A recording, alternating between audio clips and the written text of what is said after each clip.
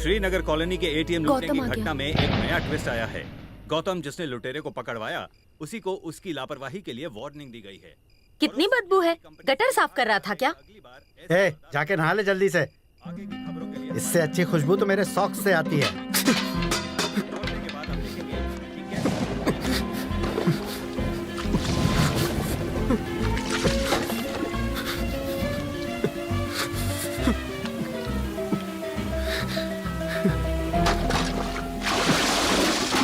अब भी बदबू आ रही है। अगर आ रही है तो कसाई से अपनी चमड़ी उधेड़वा देता हूँ। आप एक पल के लिए बदबू बर्दाश्त नहीं कर पा रहे। मुझे रोज पूरा दिन उस बदबू में खड़े रहना है। आपने मेरी पढ़ाई बंद करवा दी। 4 पैसे भी नहीं दिए, धंधा कर रहे हैं, बात करते हैं।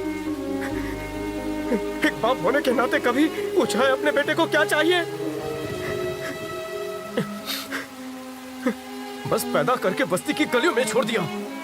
न जाने कौन से जन्म का पाप था जो मुझे तुम जैसा बाप मिला।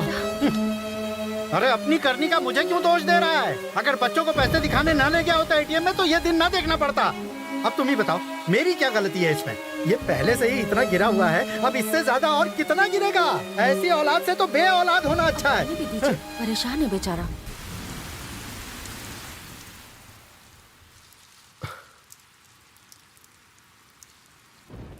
बाहर से ज्यादा बरसात तो यहाँ पर है।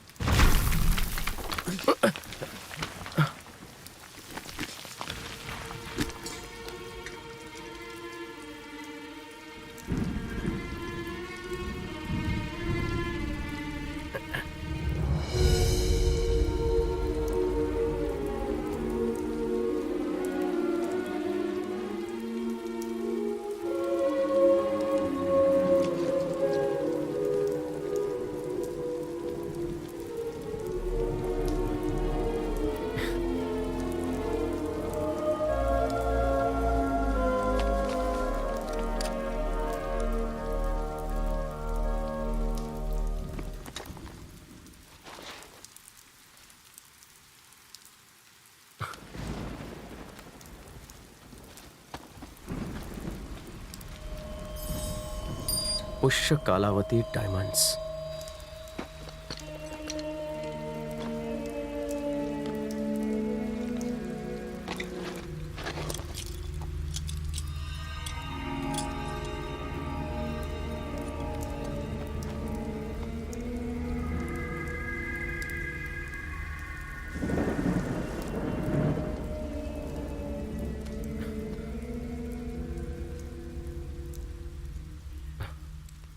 मैं सत्यनारायण वर्मा इस वसीयत में अपनी सारी जायदाद अपने बेटे नरेंद्र वर्मा के नाम कर रहा हूँ। मेरी जायदाद में से घर और जमीन सब कुछ तबाह हो गया। बस किसी तरह 900 हीरे बचा पाया हूँ। आज 1947 में इसकी कीमत है करीब 60 लाख रुपए। इन हीरों पर सिर्फ मेरे बेटे का और फिर उसके बेटे का और फिर उनके वारिस का हक रहेगा और कोई इसका मालिकाना हक नहीं जता सकता। पापा पापा पापा उठिए ना। अरे क्या है? उठिए ना पापा। अरे सोने देना भाई। देखिए, मेरे दादाजी आपके लिए वसीयत छोड़कर गए हैं। हैं? लिखा है उन्होंने आपके लिए 900 हीरे छोड़े हैं। एक काम कर, मैं तुझे सुबह लॉकर की चाबी दे दूंगा, तू जाकर वहाँ डिपॉजिट कर देना, ठीक है? अब मुझे सोने दे। अरे बाद में सोइएगा। उठिए। क्या है? जरा इस वसीयत पर एक नजर तो डालिए। उन्होंने हम लोगों के लिए 900 हीरे रखे हैं। पढ़िए। मुझे लगता था हमारे घर में सिर्फ एक ही पागल पैदा हुआ है। तेरे दादा भी सरफिरे थे, आज पता चला। बेटे, तेरे दादा ने शायद इतनी जायदाद मेरे लिए कमाने के सपने देखे होंगे। फूटी कौड़ी दी नहीं, टाइम पास के लिए विल बना गए। और तेरे जैसे नमूने में अपने अंश डाल गए हैं। ले पकड़ ये फटी जायदाद और अब मुझे चैन से सोने दे। उनके बारे में कुछ तो बताइए। क्या है? मैं छोटा था तभी तेरे दादाजी गुजर गए। कुछ सालों के बाद तेरी दादी भी गुजर गई। जहां तक मैंने सुना था तेरे दादाजी मरते दम तक एक साइकिल चलाते थे, वो भी टूटी फूटी। अगर उनके पास हीरे मोती होते तो क्या वो इस तरह की टूटी साइकिल चलाते? सुन, मुझे तो लगता है उनके भी दिमाग का सर्किट उड़ गया था जो ये विल बनाई। वो तो मर गए, अब तू मुझे क्यों मार रहा है? जा जाके सो जा वरना मम्मी को बुलाऊंगा।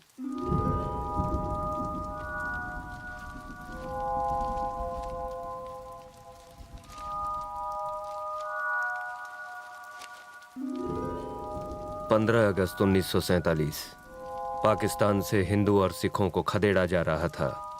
डरा सहमा सा मैं घर में रेडियो सुन रहा था। दंगे फैलाने वालों को रोकना पुलिस के बस से भी बाहर हो गया है। पुलिस ने जनता से निवेदन किया है कि वो अपने अपने घरों में ही रहें। लुटेरे नामचीन लोगों को मारकर उन्हें लूट रहे हैं। पूरे शहर मदद के लिए मैंने दोस्तों को फोन किया। चारों तरफ अफरा तफरी। मोहम्मद भाई, मैं सत्यनारायण बोल रहा हूँ। हाँ बोलिए। देखिए, मुझे बहुत डर लग रहा है। क्या दंगे खत्म होने तक मैं आपके घर में रह सकता हूँ?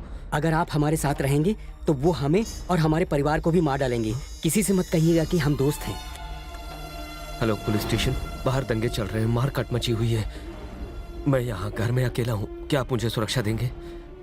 पुष्प कलावती नाम की हीरों की दुकान का मैं इसकी तो एड्रेस नहीं पढ़ पा रहा हूँ। अभी आना बहुत मुश्किल है हुजूर। अगर आपको अपनी जान बचानी है तो फौरन देश छोड़ दीजिए। मैं घबराहट में अपनी सूझबूझ खो बैठा था। तभी बाहर कुछ लोग तोड़फोड़ करते नजर आए।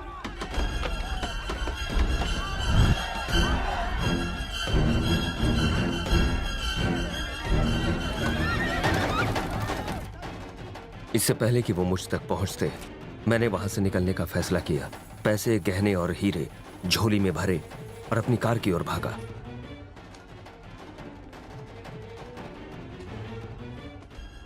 कुछ लोगों ने मुझे भागते हुए देख लिया और मेरा पीछा करने लगे, पर किसी तरह से मैं वहां से बच निकला। वो जानते थे कि मेरे पास बेशकीमती हीरे हैं।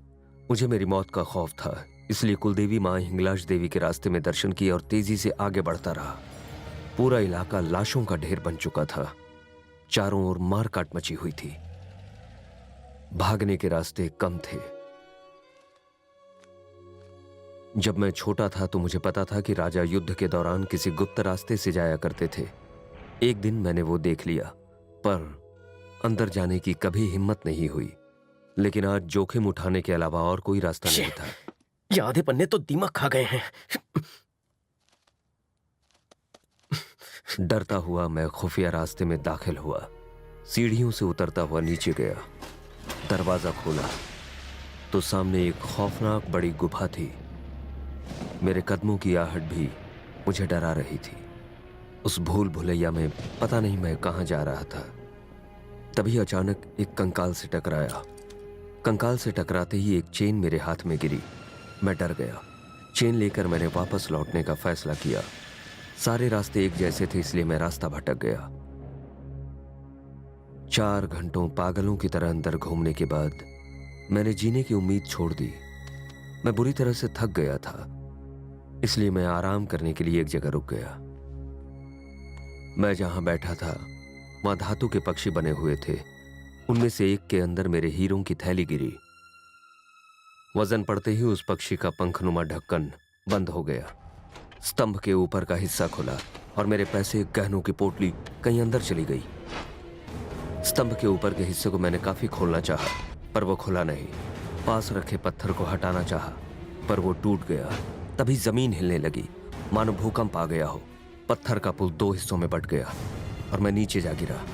सिर्फ भगवान ही जानते हैं कि मैं उस मौत के कुएं से कैसे बचा। मेरे लिखे रास्ते पर अगर कोई जाता है तो शायद उसे खोए हीरे मिल जाए। काम की सारी जानकारियां गायब हैं। ये हिंगलाज देवी मंदिर कहाँ होगा? मेरे दादाजी का घर कहाँ था? हाँ हाँ, उस तरफ। जरा संभाल कर करना, कहीं कुछ टूट ना सोने का जाए। एक जरा हीरा तक एहतियात नहीं से। मिला। हाँ, थोड़ा उस तरफ खोदो। वक्त जाया कर रहे हो तुम लोग मेरा। जल्दी करो। काम चोर कहीं के। मंसूर मियाँ, हम खजाना खोज रहे हैं और उसके लिए बहुत सब्र की जरूरत है। अगर इस तरह बेचैन हो जाओगे तो काम में मुश्किल हो जाएगी। Yes sir.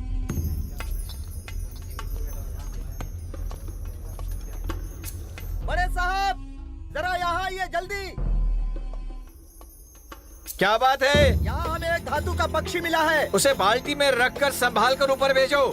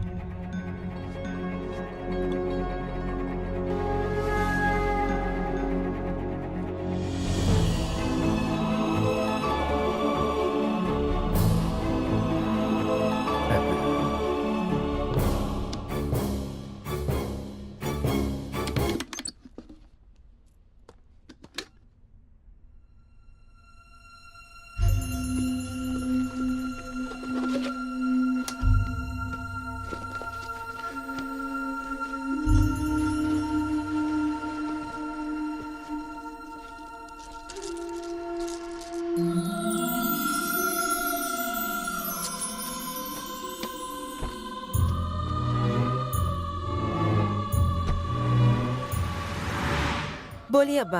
अरे गुड न्यूज है। क्या हुआ? खजाने के हम बेहद करीब हैं। कनिष्क साम्राज्य के धातु के पक्षी का स्टैचू हमें मिल गया है।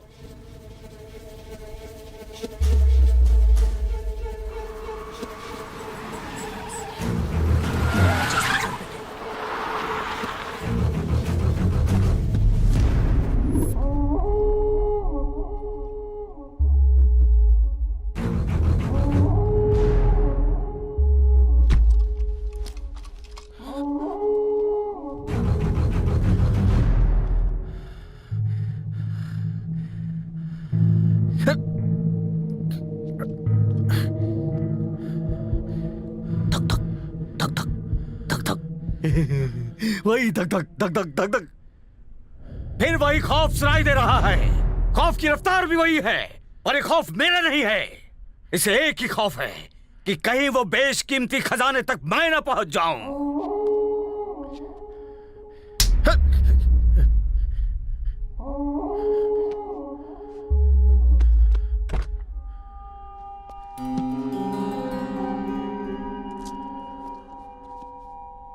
सुल्तान मौका परस्तों को दूसरा मौका नहीं देता। तू तो बड़ा ईमानदार है। अगर मेरी निगाहों से ओझल हो गया तो शायद तू बच जाए। आज से इस प्रोफेसर की जगह